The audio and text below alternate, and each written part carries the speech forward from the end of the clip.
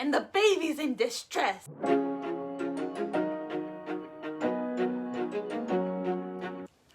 Hi, welcome to my channel. My name is Olga. And I'm Abby. And today we wanted to tell you our story. Mainly Abby's. I've just been coming along. She's the one that got me into it. She brought me into the story. It's been about 3 years, right? That you got diagnosed with autism. Mm-hmm. And we wanted to share with you guys how it's been so far.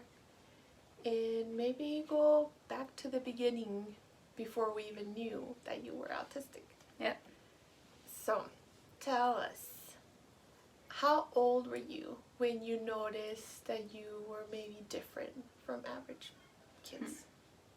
Well, first off, as a disclaimer, I grew up in the faith, so I always was like a very different child, because I'm like, oh, can't say bad words, Jesus don't want us to or whatever. But definitely in middle school, that was the big time when I noticed, because like lots of other kids are changing and maturing, but I always felt more younger.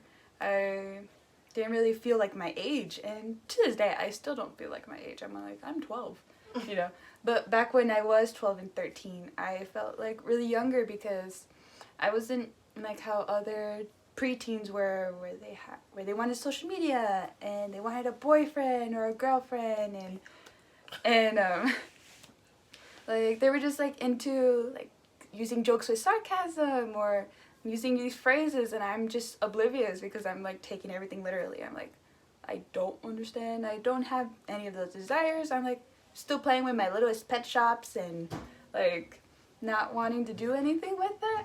And just the fact that I realized that I wasn't like that other kids, that even though I still had the desire to fit in, I just couldn't because I was just very odd. And that's when I started to realize, like, I'm kind of different. Maybe everybody's weird like me. I don't know. But I would say that's when I definitely noticed. What is your favorite strength? I have a few strengths. But I would say one of my favorite is like my strategizing and organizing brain, because I find it very helpful and I like to be helpful to other people. So like in my organizing, I like to be like, hey mom, like your kitchen is a mess. Like can I help you? Not like, just the kitchen. That's just my life. Like, can I just like help organize? Because like I love organizing, and the strategizing helps too because like I get to plan out everything. And I guess my strategizing helps even where my weaknesses are, like in socializing, where I don't know how a conversation is going to be. So I'm going to plan it out. I'm going to have my battle plan of like, okay, this is her question. I'm going to reply with this or this or this. And I just strategize everything, and it comes pretty fun. Maybe not so fun to the losers that can't win at board games or puzzles, because I'm like, all gotta win. Yeah. But I always have to win. I strategize it all. I'm like, I know I will always win the games. So maybe not too fun for my poor family, but. How did you feel when we were pretty certain that you were autistic, but we hadn't got a diagnosis, because here in New Mexico it can take about 2 years on a waiting list. During that time, which was almost like a year, who knows, that you waited to actually get diagnosed, what were your thoughts? How were you feeling? There's definitely a lot of mixed feelings. I know one of the main feelings was like being terrified, I was just like very afraid that getting a diagnosis would put like lots of stereotypes on me, and I guess just that my life would change a lot. And I was just scared of like what that change would look like, in my life, whether like in my school life, what my future careers and work, and or just like living by myself, like my individual adult life, what it would look like. I was just very terrified of all that. But at the same time, getting the diagnosis would make me feel very relieved, because it just solved lots of questions, And just the fact that we could also find more answers, like to research, like, hey, what's the best alternatives to doing this or that? It definitely was like the mixture of like fear but relief and excitement. It was a whole roller coaster. I think it definitely, for some weird reason, I feel that it gave us the permission to be even more weird, to do things completely different to what, I mean, we've already been weird. Yeah. But, like, the whole homeschooling, I think that being autistic and being that school wasn't working for you and your brother definitely set us on the homeschooling because it just worked more with what you guys needed. Yeah, definitely so much. How do you feel as an adult? Because, I mean, you're an adult Yeah. by age. How do you feel knowing that maybe for a good while you'll still need a health advocate with you to, be maybe a little more stern and say, well, no, we're not going to get the laughing gas or whatever the case is for my anxiety because my mama said no. Yeah. I feel definitely like I need it. I'm not embarrassed about it. About like, hey, yo, yeah, I have my mama with me at all my appointments. I schedule my own appointments now. Like, yay! But, like, I still need my mama because I remember that first day that you were describing with the panic attack. And she was like, don't look at your mama. Don't look at her. You need to answer. You're like a grown girl. I'm like, and it just, like, terrified me even more because I'm like, but help me, mama, help me. Because, like, I, like, simply... And going to the doctor, I freeze. Well, I don't necessarily freeze, but maybe I hesitate when they ask, okay, name and date of birth. I'm like, oh, okay, I remember now, or whatever. But it just like makes the whole process smoother. My mom's like, oh yeah, name's this and this, and her date of birth is blah blah blah. Like, I'm like, okay, not that I don't know it or that she's like speaking over me, but I just struggle a lot with it, and it's kind of helpful to have that. Or when I just simply can't remember, like, oh, I don't remember when was my last period, or when was this, or whatever. Like, how many concussions have yes, you had? it's so helpful to have that advocate for me, and like, I'm totally fine with it. I'm always like, yeah, just go whatever my mama says. Like, if she said don't get the laughing gas, then we're not getting it, or whatever. Because that experience with the laughing gas, that one, yikes. Because they're like, oh, well, you're an adult now. I was already 18. They're like, sign your own paper. I'm like, oh, okay. And I didn't really know, like, the doctor, she ended up convincing me to get the laughing gas. Even though my mama had said, don't get the laughing gas. But I'm like, maybe I do get it. Should I get it? But she's like, are you feeling anxious? Yes. And I was like, oh, yeah, I'm feeling anxious. Then get it. I'm like, oh, okay. I guess at that time, I needed my mom to be a little bit more stern. But since all the doctors are like, don't be stern, let her make the decision, okay? Not you, mama. Mm-hmm. But I obviously should listen. Mama knows best. She does. So I got the laughing gas. It was awful. I hated it. I did not like it. And almost, yeah, very, very bad experience. So that's why I need my advocate. And I'm totally fine with that. And it doesn't make me less an adult, Mm-hmm. But it's perfectly fine. It's okay, people, if you still need your mama. Out of your dad and I don't tend to push this hard when there's something that is uncomfortable or is new that I don't want to just throw you out there. But we have had very much evident that sometimes you do need your dad that kind of does throw you out there and pushes mm-hmm. and is like, no, we're going to do this and she could do this because he believes in you and he pushes. And you have managed to overcome a lot of stuff because you drive and you order for yourself at the restaurant. That was a big one too. Out of everything that you have to have overcome with your anxiety, with, having to be pushed because you know that if it's up to me, I probably wouldn't, mm-hmm. push you onto that until you were ready. And who knows when you would be ready, if you ever would be ready. So out of everything that you have been overcoming and accomplishing, what is one of maybe the top 3 that you really are glad that you were pushed into? Ooh, the top 3. I'd still have to say one of them was driving. Because, now that I actually have desires to go to places, even though those places are the library and PetSmart, but I want to go to those places. Mm-hmm. And, it does provide me that, independence because with driving, I did not want to drive. I was like, nope, I will not drive for the rest of my life. He will take me everywhere. I'm perfectly fine with it. But now with like a busy schedule of me having my own job, I really needed that. And I guess just driving definitely just prepared me to make that step, that we didn't have to worry about getting a new job and teaching me to drive at the same time. You know, it already like prepared me. So that is one of the top 3 that I was like so grateful for. Even though I was always terrified, I still don't like driving, but I do it if necessary. Which is always necessary. Yes. So driving was one of them. Mm-hmm. Anything else? Calling people. Because, like, I always just try to avoid it. I see if I could message them, email them, anything but calling somebody. Like, I just dread it so much because it's just so anxious in the fact that I can't see their face. Be like, okay, try to interpret this conversation. How will it go? Who's the person I will be talking to or whatever? There's just so many unknown variables in calling. So I just try to avoid it. I'd be like, can I go to the place and do it there? But in this world, we need a call because that's what we have to do.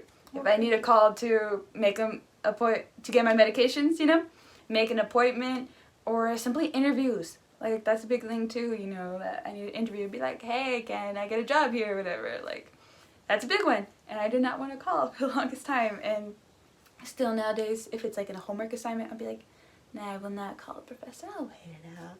But I think that's another big one, is calling people. What would you like to say to parents and family members of someone with autism? I think a big one is to make sure that that person with autism doesn't feel like that you're embarrassed of them or that you think any less of them. Because I struggled with that one.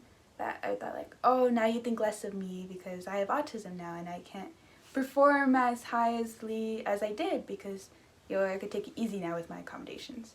That it's okay, you don't have to do that, and it doesn't make any less of you. You're not less of a person, less loved or anything, less valuable. Like, you're still as much worthy as any other person. And the fact that you're not embarrassed about them, you know, that's a really huge confidence, you know, that my mom would be like, yeah, I'd totally get an autism tattoo if I wanted to. And I'm like, ah, thank you. But not that she has to do that, or just that they're my advocate for me and that they would support me and they're not ashamed to be like, yeah, yo, my daughter has autism and I'm fine with it. Yeah, possibly I might carry the gene and give it to her, but it's okay. You know? But, like, I love that. And if you're that person for them, they would truly love it as well, because it means a lot to know that they're not embarrassed of you because they still love you and want to be with you and hang out with you and be weirdos together. How can parents help with emotions and teaching like empathy and stuff to their kids? I guess because empathy has been a big one for us. Yeah, and the whole recognizing emotions. Yes. I'm like, are you sure you're sad? It doesn't tell like you're sad. Yeah. I remember this like big topic of like expressing emotions always brings me back to that one time where like I had got in trouble big time with my mom and she's expecting me to show remorse that I was sorry, and I was just there with the blank face like, and she was very upset, like thinking that I didn't have no remorse, I didn't feel guilty or was sorry about anything I'd done, but in the inside I really was, and I didn't know that like, yo, my face ain't working, that it doesn't show those emotions that well unless I force them like I'm acting like right now, you know. But so I think just like I know my mom's come a long way, you know. She's like, oh, okay, even though she might be sad, she might not show that, like it's okay, like she doesn't blow out at me now like that. But I think just verbally just being very direct with them, saying like, hey, when you're sorry, I need you to tell me that you're sorry because I can't read your face, you know. And that now we practice like, what does an apology look and sound like, you know. I say, yo, I'm sorry for this and this, and because that wasn't right, and blah blah blah, and I try not to do this again, you know, because, yo, I didn't know how to apologize. It's not something I learned.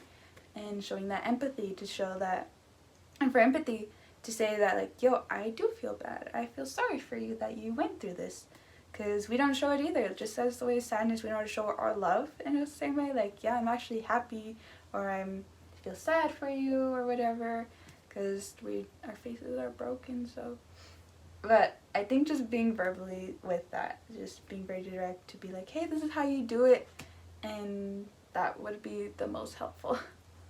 Yeah, I think definitely as a parent, not having any kind of expectation that is supposed to be kind of how you do things, because then now you have an idea, okay, just because that's how I show that I'm sorry, or that's how people, or that's how most average people do it, doesn't mean that that's how we're going to experience now at home all the emotions and stuff. Yeah. And recognizing them and naming them. Oh my goodness, recognizing them. Speaking of recognizing them, that's been a journey, because like to the point that we just have conversations about our emotions to be like, oh, I didn't like realize that, like for my mom, she differentiates like nervousness to anxiety to just being on edge and worry. Like that's something I'm like, oh, I just mushed them all together, they're all the same for me. But now realizing that like there's different levels to the emotions that I'm still trying to differentiate for myself. Like even like in just anger, like is anger just the screen behind like sadness is actually the root or whatever. And just emotions is very complicated for me, but we're learning, because just having those open conversations helps so much to be like, oh, so this is what you experience when you're happy or angry, or am I excited but that makes me nervous, and it's just kind of mixed feelings and whatever, just mushing, just trying to take away all the mush and try to organize it. That's what it seems like to be doing inside my brain, but that's just the conversation. Communication is key. Right. I definitely could have benefited, probably still can, because your brother's still at that age where we need to sit down and describe the emotions. Because at this age, I mean, you're an adult. You can say, I kind of feel like this, and I could kind of try, I'm like, well, maybe that's, you know, being too proudful or whatever the case is.